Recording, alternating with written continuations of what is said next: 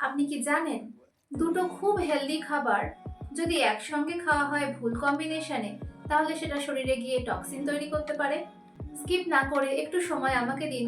আমি আজকে বলবো এইরকম মারাত্মক ফুড কম্বিনেশন যেগুলো আপনার শরীরে গেলে পরে একসঙ্গে বিষ তৈরি করে ফেলতে পারে, যেগুলো হয়তো আপনিও কোনো সময় খেয়ে কষ্ট পেয়েছেন, অবশ্যই না জেনে।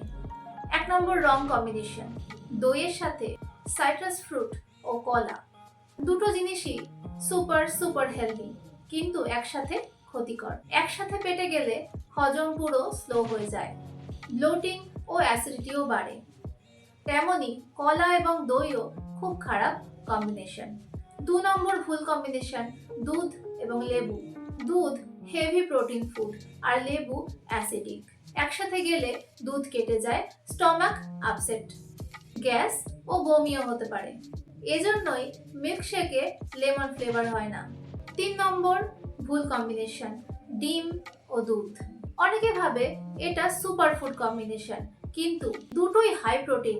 একসাথে খেলে বডি ডাইজেস্ট করতে পারে না, পেট ভারী লাগে, মাথা ধরতে পারে, প্রচন্ড ক্লান্তি অনুভব হতে পারে, আবার অনেকের স্কিন অ্যালার্জিও বেরিয়ে যায়।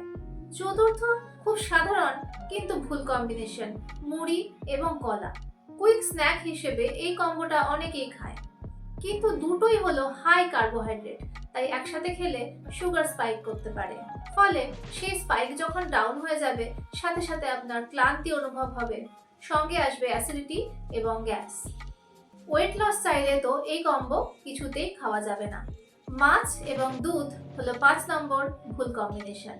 খুব পুরনো ওয়ার্নিং এটা, ঠাকুমা দিদিমার আমল থেকে হয়তোবা শুনে আসছেন মাছ এবং দুধ একসঙ্গে খাওয়া যায় না, কারণ বাঙালির রেগুলার ডায়েটে মাছটা কিন্তু বহু বছর ধরে রয়েছে। আগেকার দিনে প্রতিদিনের খাবারে ডিম, মাংস এসবের চল ছিল না, তাই এই ওয়ার্নিংটাও অনেক পুরনো। দুটোই হাই প্রোটিন খাবার, তাই স্কিন রিয়াকশন এবং ডাইজেশন সংক্রান্ত সমস্যা খুব স্বাভাবিক।